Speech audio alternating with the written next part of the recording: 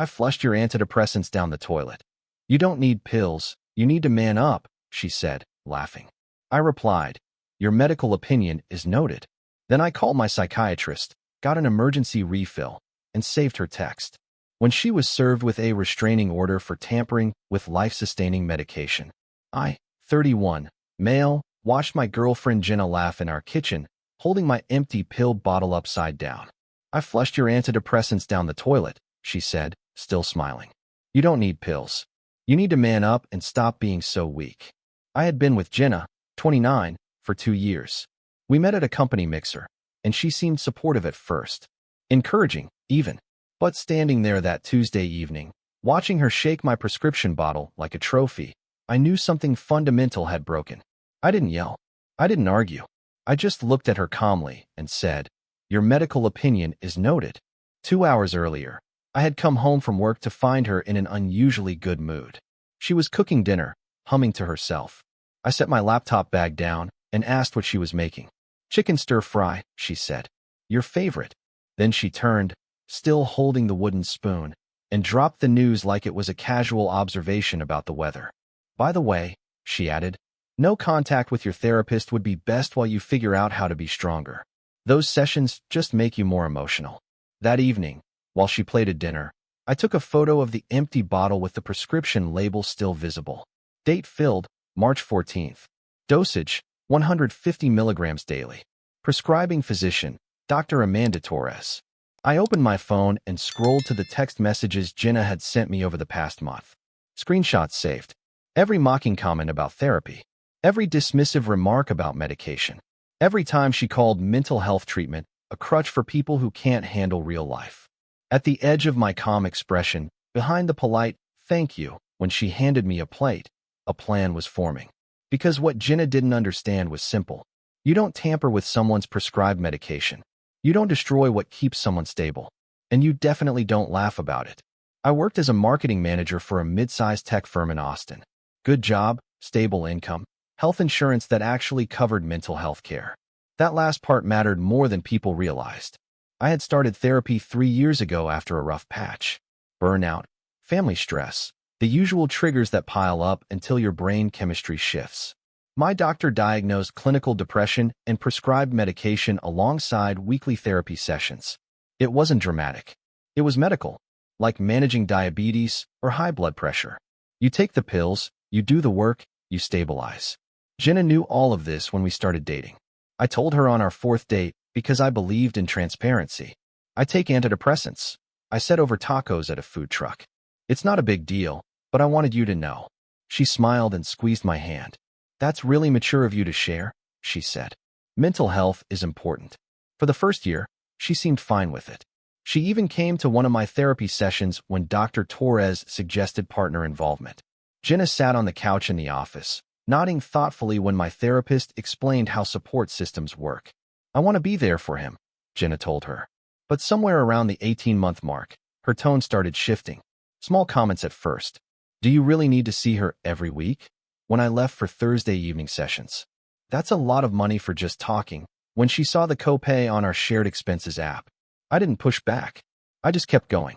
Therapy worked. The medication worked. My job performance was solid. My mood was stable. I didn't see a reason to defend something that clearly helped me function. Then the comments got sharper.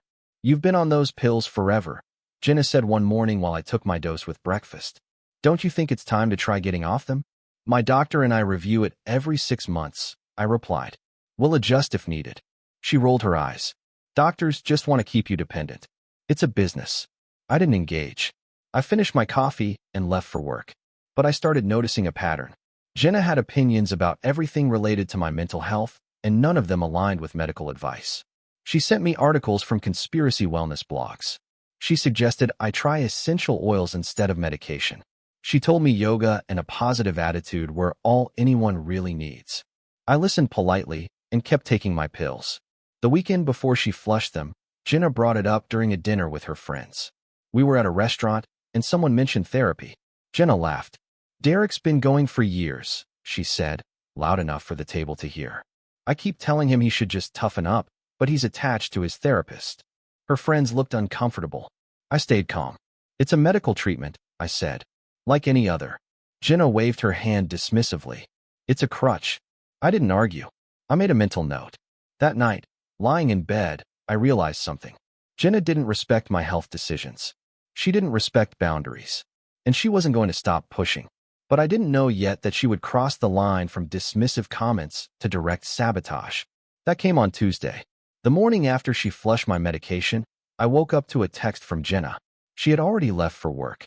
The message read, "Don't bother calling the pharmacy for a refill. You'll be fine without them. Trust me." I stared at my phone. Trust me. Like medication adherence was a matter of opinion. Like discontinuing a prescribed treatment without medical supervision was casual advice. I didn't respond. I got dressed, made coffee, and called Dr. Torres's office at 8:47 a.m. The receptionist answered on the second ring. "Hi, this is Derek Ashford," I said. "I need to speak with Dr. Torres about an emergency refill. My medication was destroyed." "Destroyed?" the receptionist asked. "Yes. Someone threw it away." There was a pause. "I'll put you through to the nurse line." 10 minutes later, Dr. Torres called me directly. "Derek, what happened?" I explained calmly. No emotion, just facts.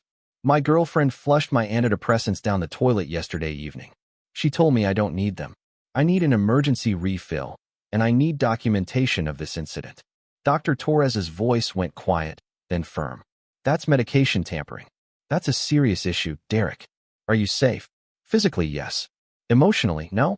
But I'm handling it. I'm calling in an emergency refill to your pharmacy right now. Pick it up within the hour. And Derek, if someone is interfering with your prescribed treatment, that's not just disrespectful. It's dangerous. You need to consider whether this relationship is safe." "I am considering it," I said. I picked up the refill at 10:03 a.m. Walgreens on 6th Street. The pharmacist handed me the bottle and gave me a concerned look. "Everything okay?" she asked. "Getting there," I said. When I got home, I took my first dose in 2 days. The relief was chemical, but it was also symbolic. I wasn't going to let someone else control my health. That afternoon, Jenna texted again. "How are you feeling? Bet you're fine without those pills." I screenshot the message, saved it to a folder on my laptop titled Medical Interference. Timestamp, March 16th, 2:34 p.m. She came home that evening cheerful. "See?" she said, tossing her purse on the counter. "You survived a day without medication. You're stronger than you think." I looked at her. "I got a refill this morning." Her face darkened. "You what?" "I called my psychiatrist.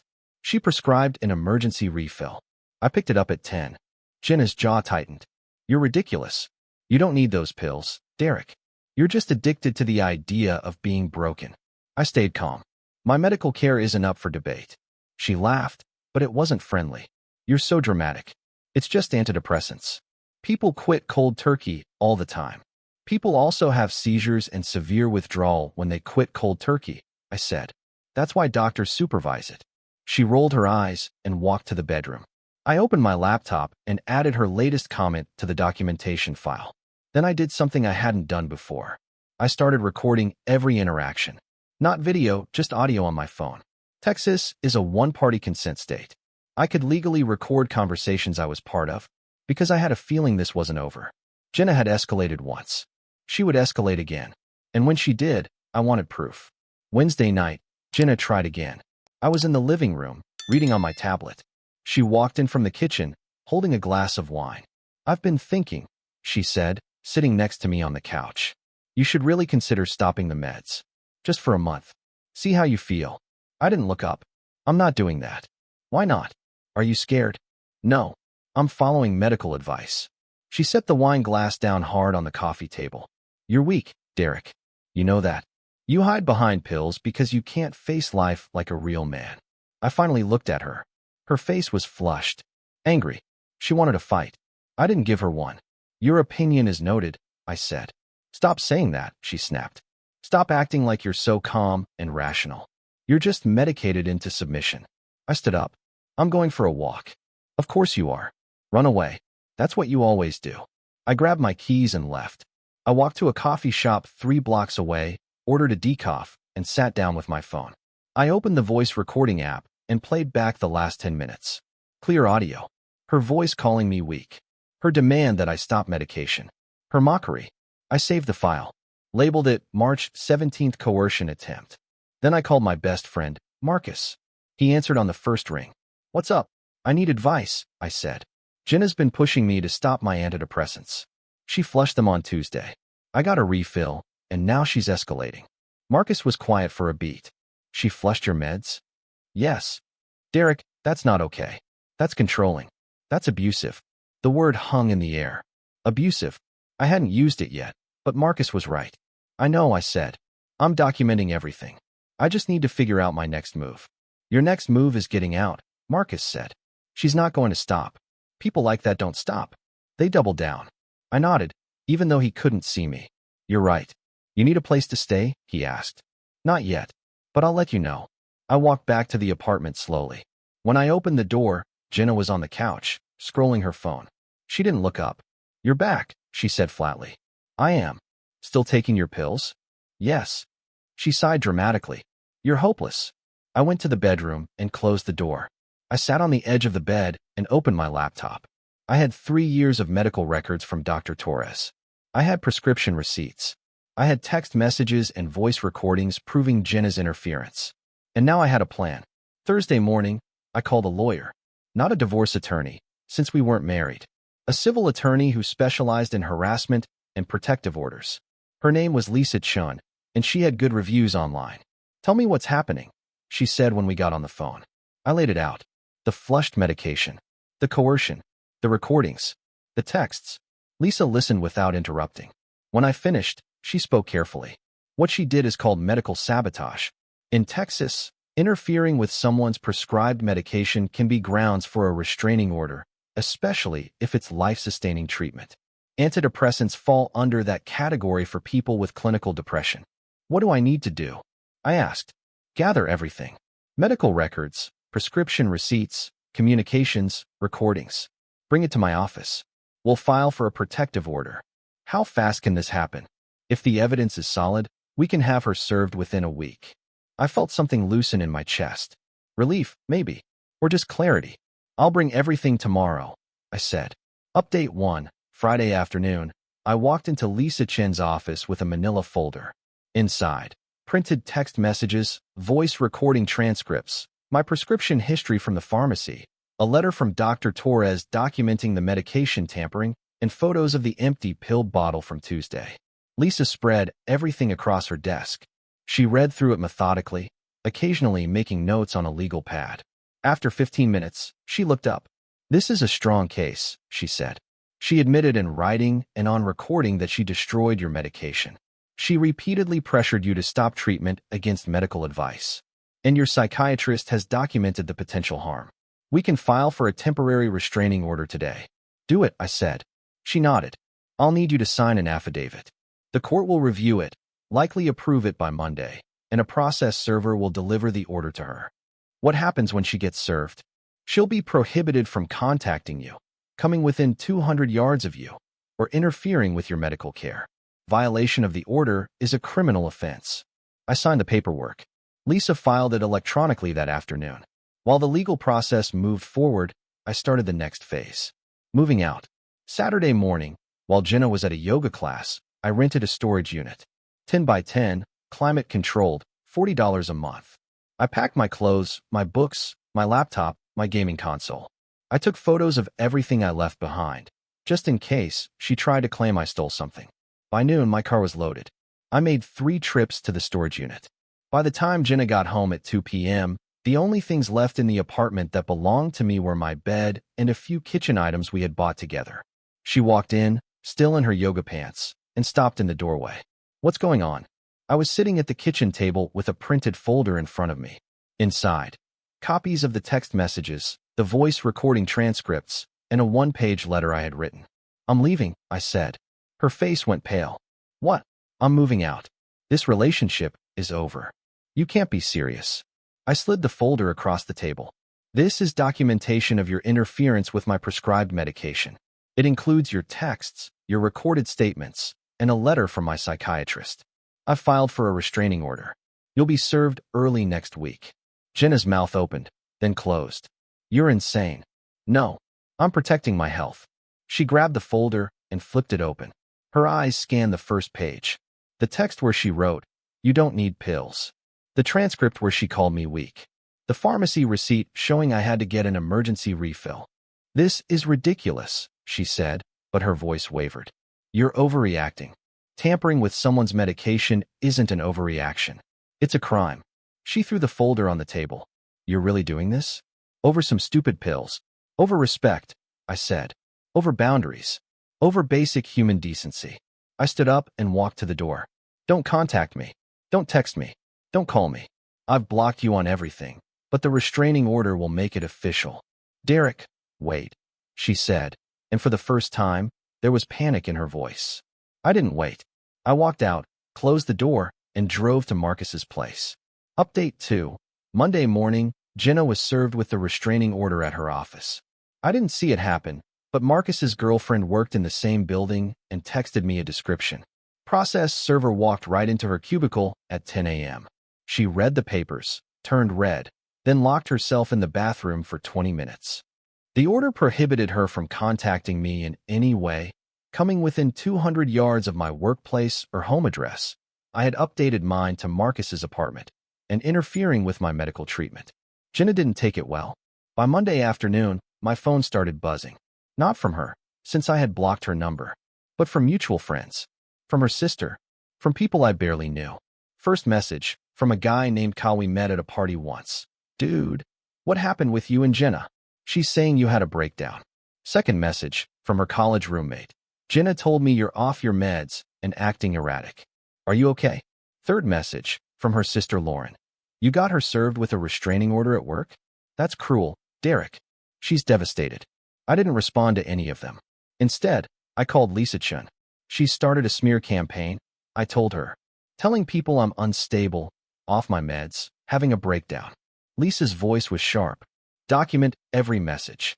If she's violating the restraining order by proxy, meaning having others contact you on her behalf, that's contempt. Save everything." I screenshot every text, every voicemail, every Facebook message request. Then I did something I hadn't planned. I wrote a single post on my private social media account, visible only to close friends and family. It read, "Quick update for those asking. I'm doing well. I ended a relationship that wasn't healthy. I've taken legal steps to protect my medical privacy and personal boundaries. I won't be discussing details publicly, but I'm safe, stable, and moving forward. Thanks for your concern." I didn't name Jenna. I didn't explain what she did. I just controlled my own narrative. Within an hour, responses came in. Supportive ones. My cousin commented, "Proud of you for setting boundaries." My former coworker wrote, "Health first, always." Marcus posted a simple thumbs-up emoji. But Jenna's friends weren't done. Tuesday morning, her best friend Ashley sent me a long email. The subject line read, "You owe her an apology."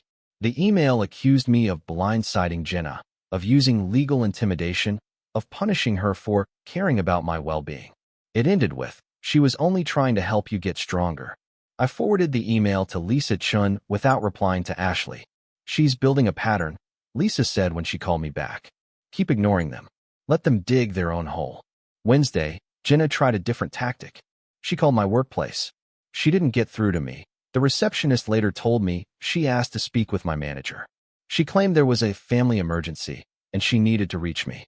My manager, Sandra, knew I had recently ended a relationship.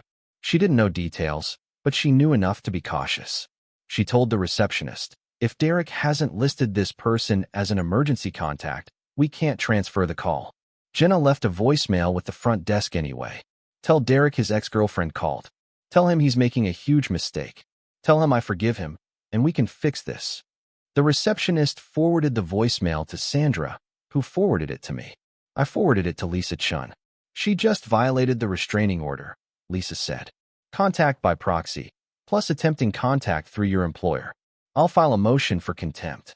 Thursday afternoon, Jenna posted on Instagram a long caption under a photo of a sunset. It read, in part, "Sometimes the people you love the most hurt you the deepest. I tried to help someone I cared about, and instead of gratitude, I got betrayal. But I forgive him. Mental health struggles are real, and I hope he finds peace." She didn't tag me. She didn't name me. But mutual friends knew exactly who she meant. Comments poured in. "You're so strong. He doesn't deserve you.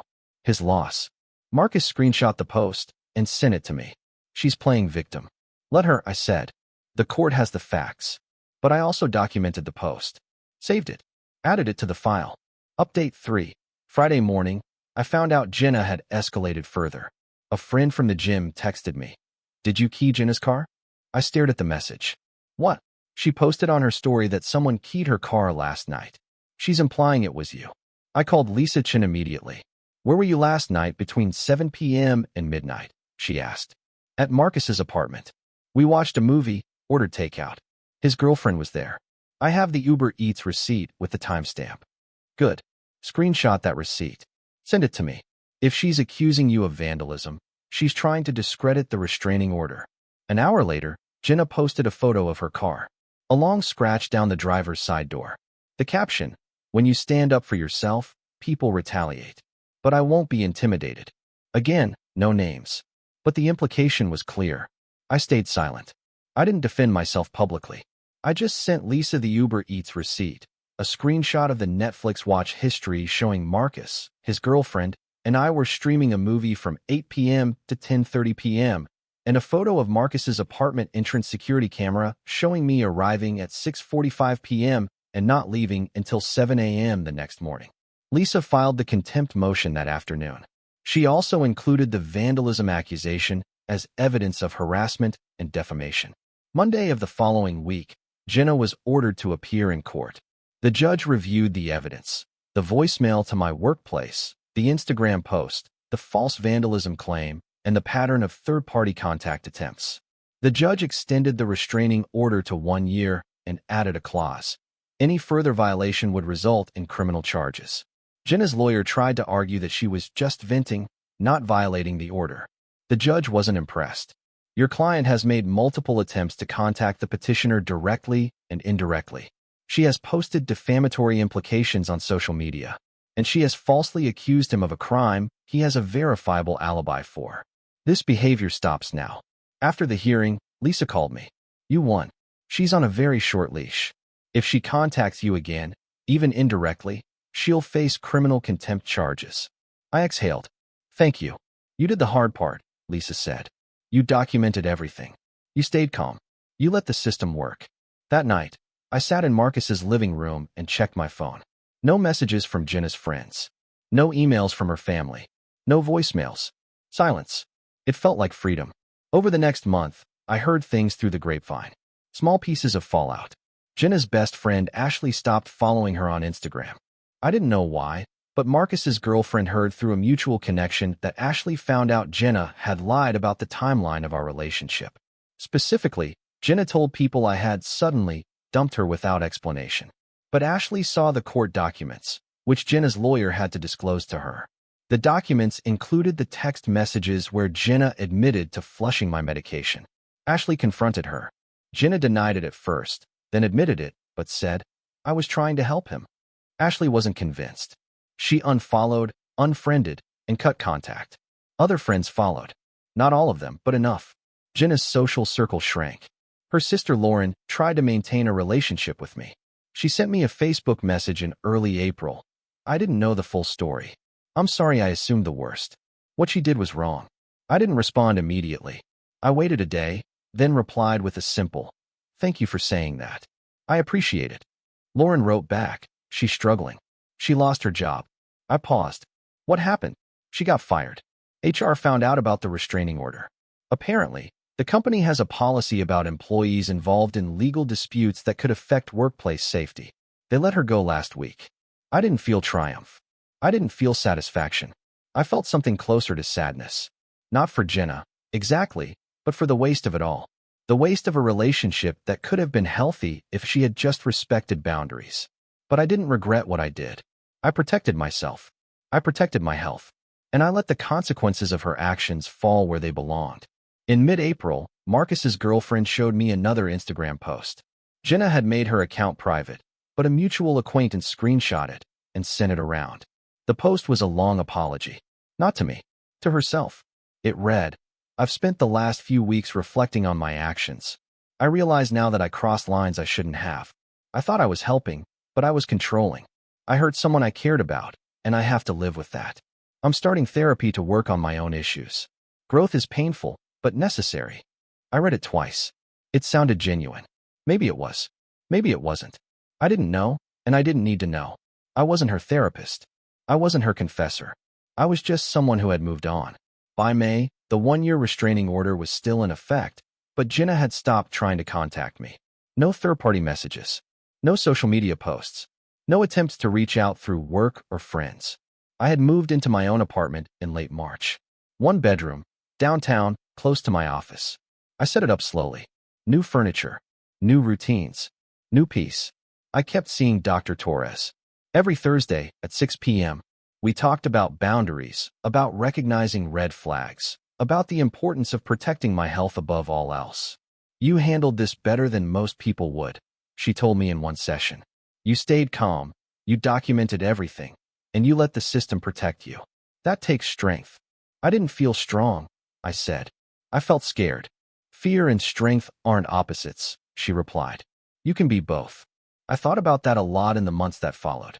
June came. 6 months since I left. The restraining order still had 6 months to run, but I hadn't heard from Jenna since the court hearing in March. I was sitting in my apartment one Saturday morning, drinking coffee, when my phone buzzed. A text from an unknown number. I almost deleted it. Then I opened it. This is Lauren, Jenna's sister. I wanted to let you know Jenna moved to Colorado last week. She got a job there and decided to start over. I don't think she'll bother you again. I just thought you should know. I stared at the message for a long time. Then I typed back, thanks for letting me know. I hope she finds what she's looking for. Lauren replied, me too. And Derek, for what it's worth, you were right to leave. I see that now. I set the phone down and looked around my apartment. The walls were still mostly bare. I hadn't put up much art yet, but the space was mine. Quiet, safe, stable. I took my medication that morning, same as every morning. 150 milligrams, prescribed by Dr. Torres, picked up from the Walgreens on 6th Street. No one questioned it. No one interfered. No one mocked. It was routine. Boring, even. And boring was exactly what I needed. I thought about Jenna sometimes. Not with anger, not with bitterness, but with a kind of distant curiosity. I wondered if therapy was helping her. I wondered if she understood now what she had done. I wondered if she would treat the next person better. But those were her questions to answer, not mine. I had my own work to do, my own healing, my own life to build. That afternoon, I met Marcus for lunch. We sat on a patio, eating tacos, talking about nothing important. Movies, work, a trip he was planning to San Diego. You seem good, Marcus said at one point. I am good, I replied. And I meant it. Later that night, I sat down at my laptop and opened a document I had been avoiding for months. A letter I had written to myself back in March, right after I moved out. It read, you did the right thing. You protected yourself. You set boundaries.